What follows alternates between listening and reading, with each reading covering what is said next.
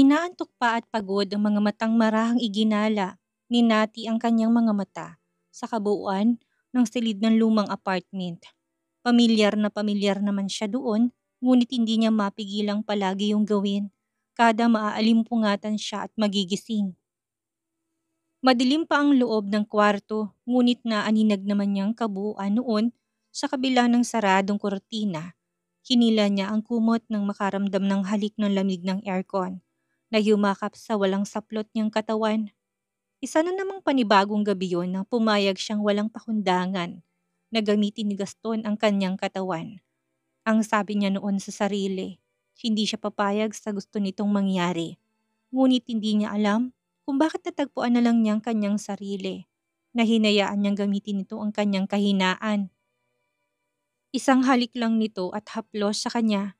Lunoy na naman siya sa alindog ng gobernador na hindi kailanman nagbago, ni hindi naman siya pumapayag sa pakiusap nitong hintayin niyang lalaki ng 2 taon pero pumayag siya nang gamitin nito ang katawan. Magagamitan sila hanggang gusto niya. Yun ang tanging naiisip niya. Ang gulo niya ba? Siya rin, gulong-gulo na sa pagtatraidor ng katawan niya sa kanya na taliwas sa gusto ng kanyang isipan. Wala siyang magagawa kung hindi ang pagbigyan yon dahil sa mababalo siya. Kung hindi, kinapa niyang tabi ng kama. Bakante. Wala nang tao doon. Solo na naman siya. Wala na naman si Gaston sa kanyang tabi na palagi namang nangyayari kada magigising siya. Kaya hindi niya alam kung bakit nagtataka pa rin siya. Marahil ay namimiss niya yung kada kakapain niya banda dito ay naroroon ang lalaki. Nang tumagilid siya sa kabilang banda na paharap ng banyo ng silid, ay naaamoy niyang bango ng shower gel na palaging ginagamit ng gobernador na maligo. Maliit na siyang napangiti. Muling ipinikit ang mata, ngunit agad din naman niyang idinilat yon. Gusto niyang masiguradong naroon pa sa silid ang gobernador. Gov! Gamit ang namamaos niyang tinig ay medyo malakas na tawag niya. Bumukas ang pintuan ng banyo at bahagyang naaninag ni Nati. Ang anino ng bulto nito sa pintuan na paniguradong wala pa ring anumang saplot na suot sa kanyang katawan. Nakapamewang na ito dito. Gising ka na? Nandito ako sa banyo, Natalia. Sumilay pa ang kakaibang ngiti sa labi ni Nati. Sa pandinig niya, ang lambing ng boses ngayon ni Gaston. Malumanay, kalmado at parang sobrang mahal na mahal siya. Hindi niya mapigilang kiligin sa bagay nito. Anong oras na? Hindi mo man lang ako ginising. Sabay sana tayong naligo. May kaharutan na sambit nito. Pagak na natawa si Gaston. Napakagatlabi na ito nang dahil sa kaharutan na naman ni Nati.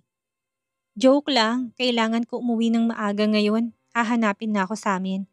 Feeling ko nahalata na ni Daddy na palagi akong wala sa mansyon kada Friday night. Alam mo naman ang sitwasyon sa mansyon. Kailangan na palagi ako naroroon. Hay, nakakapagod pero may mapagpipilian ba naman kami doon? Iinot-inot na siyang bumangon habang sapo ang kanyang ulo. Medyo masakit yon dahil marahil nang hindi sapat ang kanyang tulog. Idagdag pa na nagkasundo sila ni Gaston na uminom ng alak na nagdaang gabi. Weekend yon, Friday night lang siya merong pagkakataon na makasama. Ang gobernador at ang tagpuan nila ay ang lumang apartment. Ilang beses siyang hinimok nito na doon na tumira kasama si Brixton. Ngunit ganun na lang ang pagtanggi niya dahil alam niyang malulungkot ang hipag niya na hanggang sa mga sandaling yon ay nasa mansyon pa rin nila nakatira. Dahil nasa ibang bansa pang kapatid niyang si Nick, ganun din ang pamangkin niyang si Nixa. Malulungkot silang mag-ina sa villa. Kaya naman kahit na ilang beses nagpaalam si Krisa na uuwi sila hindi pumayag ang kanilang mga magulang na mangyari ito.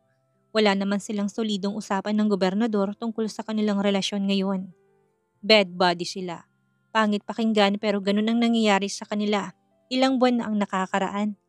Walang relasyon. Ang paalam ko pa naman kina mommy ay may birthday party lang akong pupuntahan.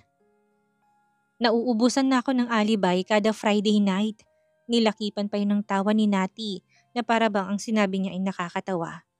Feeling ko teenager ako na kailangan tumakas. Makita lang yung crush ko. Matanda na kaya ako doon. Agad na nakalapit sa kanya si Gaston na nagawa ng ibalot ang kalahati ng katawan sa tuwalyang hawak niya. Inaantok ang mga matang, niyakap ni Nati ang katawan ng gobernador na bahagyang nagpagising ng kanyang diwa dahil sa lamig na hatid noon. Ibinuro pa niyang mukha niya sa tiyan ng gobernador. Bakit kasi ayaw mo sabihin sa kanila na nakikita tayo at pipilitin ka ng pakasalan ako at kunin kami sa mansyon? Natahimik sila ng ilang segundo. Sa tingin mo makakatulong yun sa sitwasyon sa amin ngayon?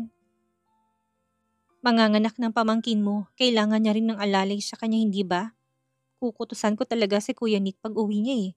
Sa akin niya ibinigay ang trabaho niya bilang padre de pamilya ng mag-ina niya. Humanda talaga siya sa akin kapag umuwi siya. Natawa lang si Gaston nang makitang panay ang irap ni Nati sa kawalan na para bang nakakatulong yun sa kanya. Tama nga naman ito, na kailangan ng pamangkin niya ngayon ng gabay at makakasama. Idagdag pa sa kabila ng laki ng tiyan nito, ay kailangan pa nitong magtungo ng opisina kuminsan. Bagamat sinalo na ni Nati ang ilang trabaho nito sa tulong at gabay ni Gaston sa kanilang negosyo, may mga time pa rin na kailangan ni Krisa na pumunta ng opisina kahit na pinagbabawalan ito ng kanyang obigaine. Nagawa ng matiwasay ng gobernador na mamanage ang kanyang mga oras. Naging excuse niya rin sa inang si Doña Josefina ang sitwasyon ni Krisa para bumaba. Iginit na kailangan ito ng gagabay sa kanya. Totoo naman yun, pero syempre, may ibang agenda ang lalaki at yun ang makasama niya si Natalia. Ahon na dyan at maligo ka na. Huwag mo nang hintayin ang pagtawag nila sa'yo. Sige ka, gusto mo na naman bang mataranta? Masuyong halik ng gobernador sa labi niya na yumuko matapos iangat ang baba ni Nati para magtama ang kanilang mga mata. Nakapagluto na ako ng breakfast natin. Kumain na muna tayo bago maghiwalay. Tanghali na rin. Hindi ka pa ba nakakaramdam ng gutom ha? Paano ba yan? Ibang gutom ang nararamdaman ko. Bubusugin mo ba ako? Bahagyang pinisiligasto ng isang pisngi ni Nati nang dahil sa kalokohan na sinasabi nito. Wag na't baka hapunin na tayo kapag pinakain pa kita ng gusto mo. Ahon at maligo ka na.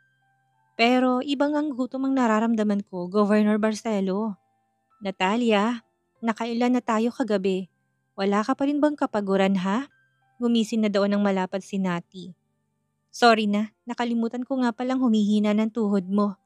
Napakurap ng mga mata doon ni Gaston. Batid niyang inaalas ka lang siya ng babae para magalit. Ahon na, hindi mo ako makukuha sa pang-aasar mong yan.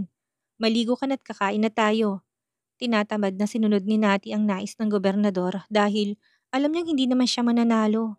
Tumayo siya at sinampay sa isang balikat ang roba na inabot ni Gaston. Mabagal ang mga hakbang na tinungo niya na ang banyo. Matapos ng lingunin ng gobernador na nakatingin pa rin sa kanya. Kung si Nati lang ang masusunod sa kanila at magdedesisyon, ay ayaw niya pang umuwi.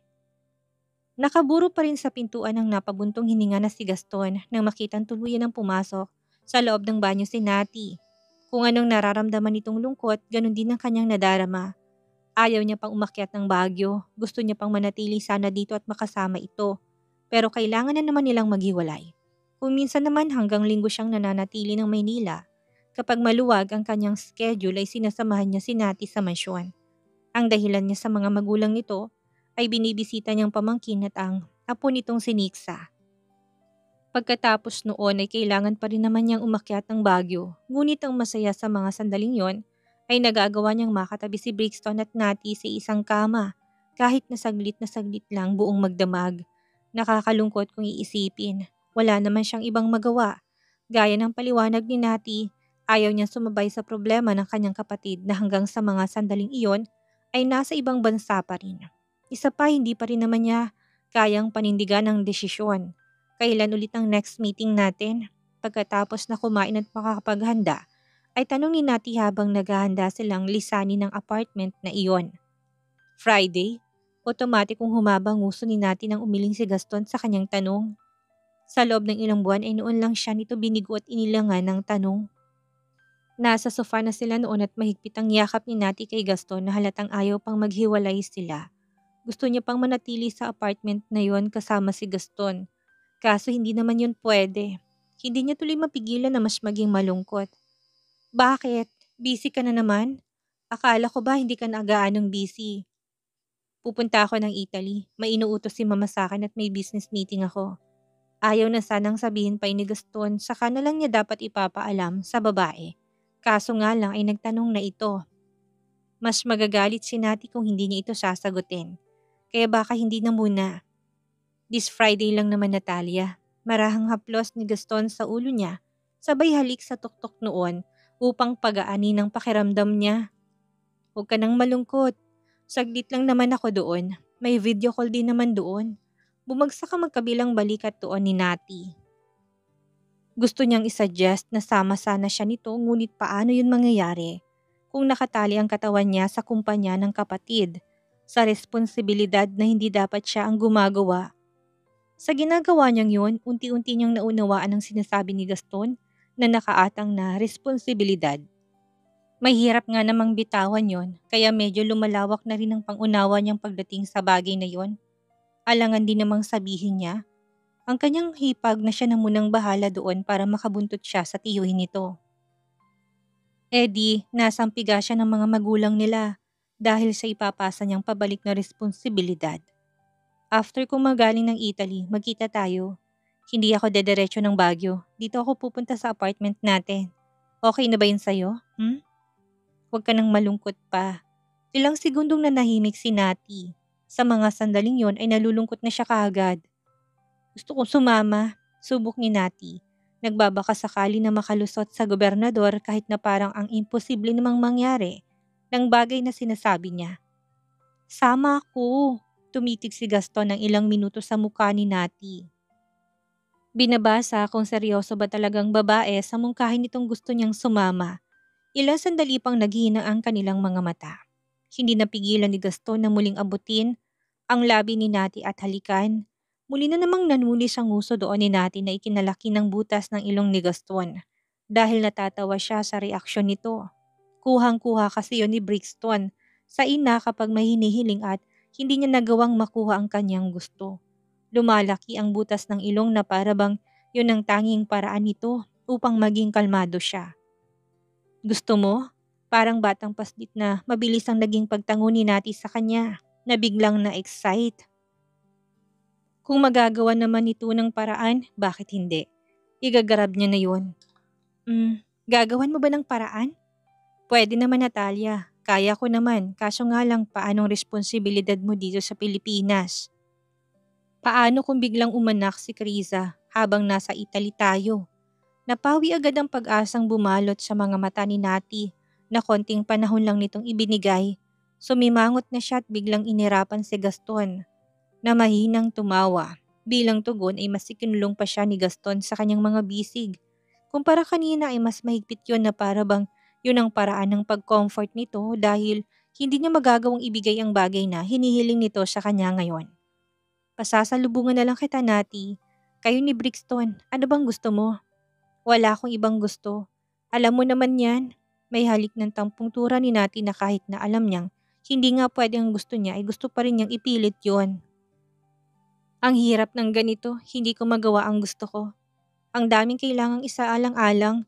Kung kailan pwede na saka ang daming mga hadlang. Nakakainis lang. Problemadong nagpahinga na ng malalim doon si Gaston. Gusto rin naman niyang isamang babae sa mga lakad niya. Magandang escape nilang dalawa sanang paglabas ng bansa. Ngunit marami siyang dapat na isalang-alang na magiging problema. Kung wala naman siya ng ganun, papayag siya at baka nga isama niya rin doon ang anak nilang si Brixton. Para buong pamilya na sila. Kaso nga lang ay wrong timing ang lahat ng yon. Maling pagkakataon at panahon nang dumating ang bagay na yon. Hindi nila pwedeng ipilit dahil mas malaking problema ang kanilang haharapin kapag nagkataon. Sa susunod na lang, marami pa namang pagkakataon, hindi lang naman ngayon, Nati. Kailan pa yun? Ang tagal naman. Pwede na sana ngayon eh. Hindi ka rin naman mapapanatag kapag naroon ka kahit pa sabihing nakasama ka sa akin. May iwan dito sa Pilipinas ang isipan mo. Paano mo yun ma-enjoy?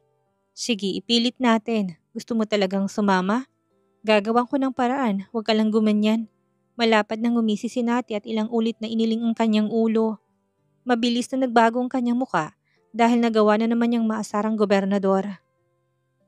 Isinandal na niya yon sa dibdib ni Gaston. Pinagapang ang mga daliri niya sa may gilid na mukha nito patungo sa kanyang leeg. Lumamlam na doon ang mga mata ni Gaston. Sa susunod na nga lang, nagjo-joke lang naman ako. Tama ka, hindi ko ma-enjoy. Hindi na rin sila nagtagal doon, magkasunod silang lumabas ng apartment. Lumulan ng sasakyan niya si Nati at sumakay na rin ng van si Gaston. kasamang mga bodyguard. Magkasunod na umalis ang kotse sa harap na naturang apartment. Ilang minuto pa lang silang naghihiwalay. Nalulungkot na kaagad ang kaluluwa ni Nati na panay ang hinga ng malalim. Ilang beses niya pang inulit yun nang inulit habang iniisip na kailan kaya darating ang panahon na hindi nila kailangang maghiwalay na kagaya noon. Darating pa kaya yun kung gusto niya noon si Gaston, alam niya sa kanyang sarili na mas gustong gusto niya ito ngayon. Mas sibang siya ngayon. Mas baliw na baliw siya dito at natatakot siya kung hanggang saan siya dadalhin ng kahibangan niya sa lalaki. Kapag hindi niya ito nakuha sa bandang huli, madala siya ng mental. Sa ngayon, makukontento na lang muna ako na ganito lang muna kami. Fuck buddy. Pagdating ng mansyon ng mga Bentacourt ay kaagad na sumalubong sa kanya sina Nix at Brixton. Napawisan ng buong katawan dahil kasalukuyang naghahabulan sa kanilang malawak na bakuran ang dalawang bata. Ine-enjoy ang malilim na kalangitan kahit pang alinsangan ng paligid at mainit na malagkit ang ihip ng hangin. Naguunahan ng dalawang bata na patakbong lumapit nang makitang pagdating niya. Lumapad ang ngiti ni natin nang makita sila. Parang ang lahat ng kanyang iniisip ay nawala ng matigilan. Ang inosenteng mga ngiti ng mga batang magkamukha na. Mommy! Si Brixton na mas tumaktak pang pawis sa kanyang buong katawan. Nakitakbo na rin si Nixa na nang-aasar na inunahan pa talaga ang babagal-bagal sa takbo na si Brixton. O ayan na palang mommy mo, si Tita Nati. Unahan tayo sa kanya, Brixton. Dali! Natawa ng mahina si Nati. Malamang lugi ang anak niya kay Nixa na ang hyper. May pagkalampa pa naman ang anak niya na hindi niya alam kung sa kanya ba ito nagmana. Hello, kamusta kayo? Yumakap ang dalawang bata sa magkabilang hita ni Nati. Habang nag-uusap ang mga mata, bahagyang nakiliti naman si Nati sa ginawa ng dalawa. Lumuhod na doon ang babae at matapos na halikan sila. Sa tig-isang pisngi ay agad na niyang kinabig sa kanyang dalawang bisig. Ang mga bata't walang hirap na binuhat. Mabigat man ang magkaibang timbang, ng dalawa ay kinaya yon ni Nati. Dito niya ginamit ang natutunan niya noon sa gym na pagbubuhat ng barbell. Malalaki ng kanyang hakbang, papasok sa loob ng mansyon. Umagikik pang dalawang bata. Si Brixton ay kaagad na nakayakap sa leeg ng inang habang si Nixa naman ay nakatingin kay Brixton. Smell daddy? Mommy, amoy daddy? Utal-utal na sambit ni Brixton sabay halik pa sa leeg niya. Dahilan upang matigilan si Nati sa paglalakad. Alam niya kung anong tinutukoy ng kanyang anak, bigla siyang nakaramdam ng kaba, ngunit agad niya rin yung iwinaglit at binaliwala. Si Daddy! Turo pa ni Brixton sa leeg na hindi niya ito pansinin. Ha? Anong Daddy? Maangmaangan doon ni Nati na nilakipan pa ng mahinang tawa. Kailangan niya sagutin ang sinabi ni Brixton dahil lately ay nahawa na ito sa ugali ni Nixa na kapag hindi niya pinansin na hindi siya titigilan. Kailangan ito ng sagot doon. Malamang ay dahil palaging magkasamang dalawang bata, kung kaya naman ganoon. Si Lolo Governor, Tita Nati! Sabat ni Nixa na parang pinapaalala kay Nati kung sinong daddy na tinutukoy ng kanyang anak. Gusto niya na tuloy takpan ang bibig ng pamangkin. Ayan na naman kasi ito. Sabi ni Brixton, naamoy niya raw si Lolo Governor. Sa leeg mo raw, Tita Nati. Malinaw pang interpretasyon ng pamangkin niya. Tumawa lang si Nati kahit na walang humor yun at hindi na pinansin ang sinabi ng dalawang bata. Kung papansinin nila sila, malamang kung ano-ano pang sasabihin ni Nixa at kung ano-anong itatanong ni Brixton na nag-umpisa lang sa pabango ni Gaston. Mabuti na yung i-deadman niya na lang kung hindi naman ay ilihis na lang ang usapan. Miss mo na ang daddy, Brixton? Huwag kang mag-alala, tatawagan natin siya mamaya. Tumangulang si Brixton sa katanungan ng kanyang ina. Nakakunot pa rin ng noon ni Nixa. Hindi niya magets kung bakit ang layo ng sagot ng tiyahin sa sinasabi ni Brixton. Sinubukan pa ni Nixa na halikan ng leeg ni Nati. Tama nga ang pinsan niya doon. Amoy ng lolo niyang gobernador ang pabangong naroon. Masyado pa siyang bata upang hindi niya magets ang mga bagay-bagay at tinigilan niya na lang din ng yun. Okay, Mommy? Naramdaman ni Nati ang ginawa ng pamangkin na halatang na-curious sa sinasabi ni Brixton. Pasalamat na lang siya, wala naman itong ibang sinabi matapos gawin yun. Chuck, na-miss ka na rin ng Daddy Brixton. Wala sa sariling usal na doon ni Nati. Naabutan niya ang kanyang mga magulang sa sala kasama nila si Krisa. Nangumiti ng malapad nang makitang ginawa niyang pagbungad sa pintuan ng mansyon. Nakahawak ito sa kanyang tiyan na sa unang tingin ni Nati ay naglilikot ang baby. Sinuklian niya man yun hanggang sa patuloy na mabagal na lumapit sa kanila. Bitbit pa rin ng dalawang bata na parehong nakakunyapit na ngayon sa kanyang mababali ng leeg. Bakit ngayon ka lang? Napapansin namin ng mommy mo. Palagi kang nawawala ng Friday night at kinabukasan na patanghali ng Sabado umuuwi. Puna ng kanyang ama na alam ni Nati na seryoso ang tinig. Sinasabi na nga ba niya? Mahahalata na nila iyon. Akala mo hindi namin mapapansin. May anak ka na, Natalia. Hindi ko naman makakalimutang may anak na ako, Daddy. Saka nagpaalam naman ako kay Mommy. Friday night na nga lang pinagkakait niyo pa sa akin. Hindi na napigilan niyang mga tuwiran. Ang tanda niya na bawal pa rin siyang lumakwatsa man lang. Aba at sumasagot ka pa.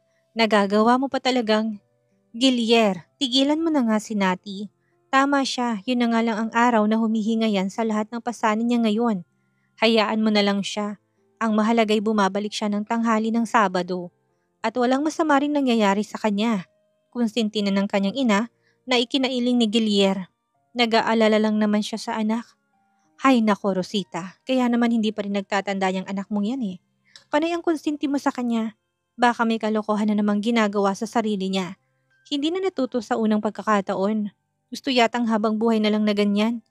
Hindi pinansin ng ginang ang asawa tinuunang pansin kay Nati na ibinaba ng batang karga niya sa ibabaw ng sofa. Hindi na rin pinansin ni Nati ang ama dahil kapag ginawa niya yun ay pihadong magdaramdam siya sa kanya. Palalampasin na lang niya, ang mahalagay alam niya sa sarili niya na walang masamang ginagawa. Kumain ka na ba, Nati?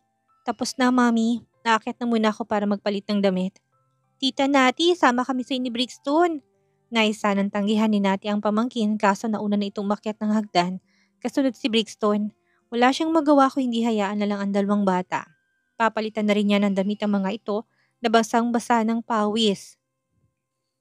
May ilang mga damit sa silid niya si Nixa dahil kung minsan ay sa kanila ni Brixton, tumatabing matulog. Haba ano pang pasensya, Nati. May isa ka pang pamangkin na paparating. Si Krisa na kung makapang-Alaska sa kanya akala mo'y walang anumang problema. Tinawanan lang yun ni Nati at umakyat na rin ng hagdan. Siya na munang nagpalit ng damit bago niya inasikas ang mga batang patalon-talon na naman sa ibabaw ng kama. Pinupulbusan na lang niyang likod ng magpinsan nang makarinig si Nati ng komosyon sa ibaba ng kanilang mansyon. Bukas ang pintuan ng kanyang silid kung kaya naman dinig na dinig nila ang ingay na yon sa kwarto. Bigla na siyang kinabahan dito. Sino kayang umiiyak? Tanong niya nagmamadali ng inakay palabas ang dalawang bata. Parang boses ng kanyang hipag yon. Bakit naman siya iiyak? Dahil sa manganganak na? Oh my God! Lalabas na yata ang baby brother mo, Nixa. Dalian nga nating bumaba. Napakaiyakin talaga ng mommy mo. Sobrang iyakin.